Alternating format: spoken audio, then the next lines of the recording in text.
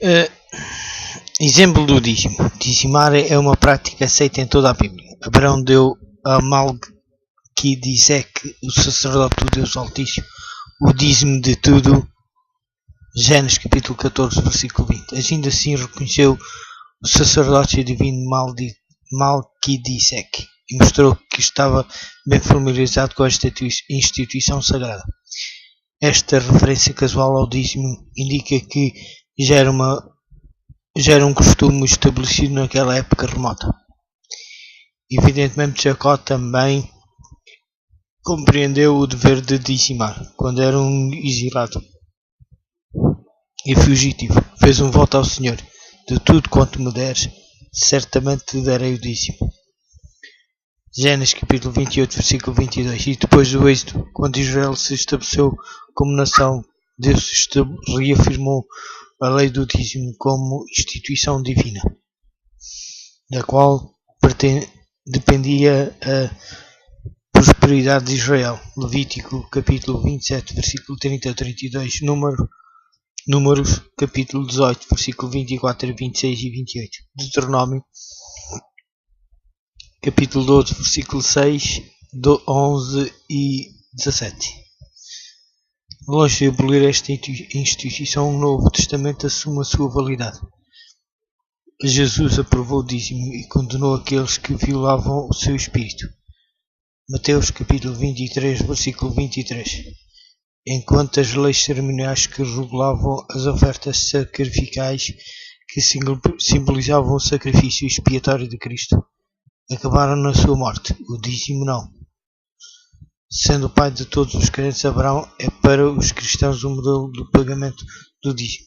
Assim como Abraão pagou o dízimo a Melquisedeque, o sacerdote do Deus Altíssimo, também os crentes do Novo Testamento dão o dízimo a Cristo, nosso sumo sacerdote, segundo a ordem de Melquisedeque. Hebreus capítulo 5, versículo 9, Hebreus capítulo 5, versículo 10 e Hebreus capítulo 7, versículo 1 ao 22. A mordomia do corpo. Os filhos de Deus são mordomos de si mesmos, devendo amar a Deus de todo o seu coração, de toda a sua alma, e de todas as nossas forças, e de todo o nosso entendimento. Lucas capítulo 10, versículo 17. Os cristãos têm o privilégio de desenvolver as suas faculdades físicas e mentais da melhor maneira que lhes seja possível, e aproveitando todas as oportunidades para fazer. Dentro deste modo dão glória a Deus e podem ser uma bênção maior para os seus semelhantes. A mordomia do tempo. Como mordomos fiéis, glorificamos a Deus pelo modo como empregamos o tempo.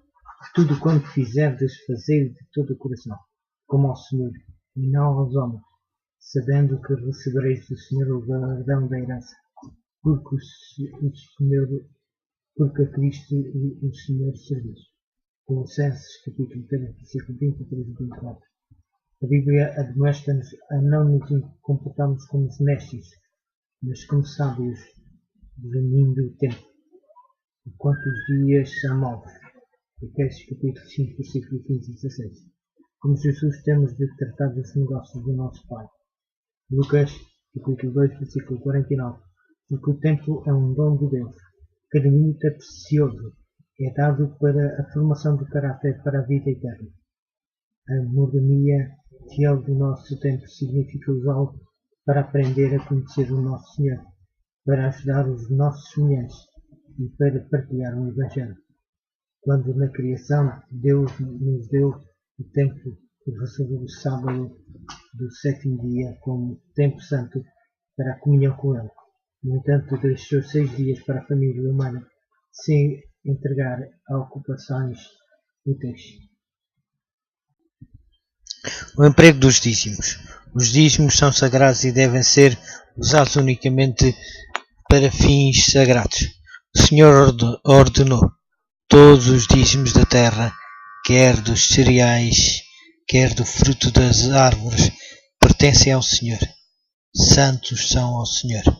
Levítico capítulo 27, versículo 30 e 32. Trazei todos os dízimos à casa do Senhor. Disse ele, para que haja mantimento na minha casa. Malaquias capítulo 3, versículo 10.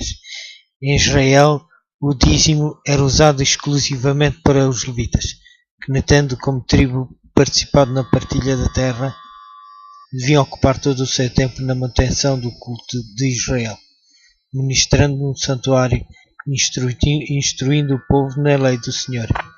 Número capítulo 18, versículo 20 ao 24. Depois da crucificação de Jesus, quando já havia terminado a função designada por Deus para o sacerdócio levítico, os dízimos continuaram a ser usados para manter o ministério da Igreja de Deus. Paulo ilustrou este princípio sublinhando com um paralelo entre o serviço levítico e o ministério evangélico recém-estabelecido. Declarou ele: se nós semearmos para vós as coisas espirituais, será muito de que de vós escolhamos as materiais. Se outros participam deste direito sobre vós, porque não nós com mais justiça? Não sabeis vós que os que administram o que é sagrado comem do que é do templo, e o que servem ao altar participam do altar? Assim ordenou também o Senhor aos que anunciam o Evangelho, que vivam do Evangelho. 1 Coríntios, capítulo 9, versículo 11 ao 14. Os membros da Igreja trazem então de boa vontade os seus dízimos à casa do tesouro, para que haja mantimento na minha casa.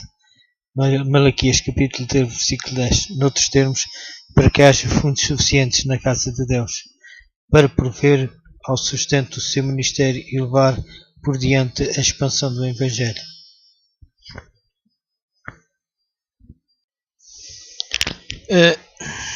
Exemplo do dízimo. Dizimar é uma prática aceita em toda a Bíblia. Abraão deu a Melquisedeque, o sacerdote do Deus Altíssimo, o dízimo de tudo.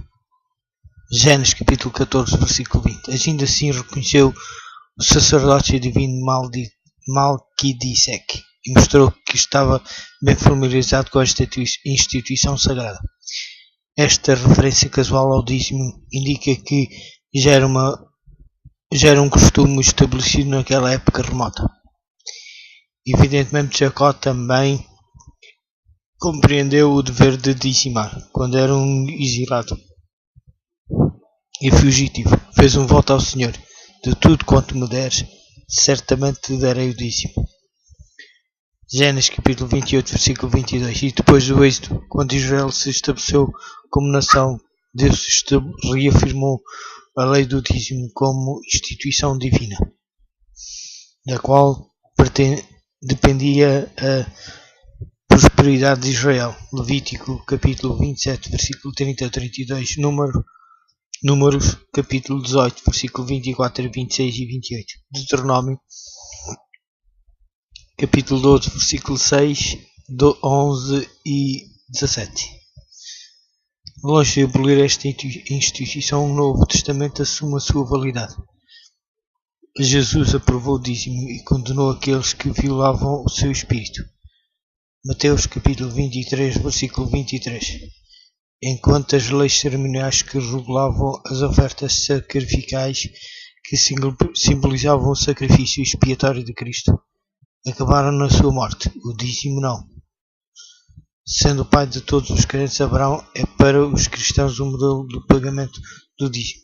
Assim como Abraão pagou o dízimo a Melquisedeque, o sacerdote do Deus Altíssimo, também os crentes do Novo Testamento dão o dízimo a Cristo, nosso sumo sacerdote, segundo a ordem de Melquisedeque. Hebreus capítulo 5, versículo 9, Hebreus capítulo 5, versículo 10 e Hebreus capítulo 7, versículo 1 ao 22.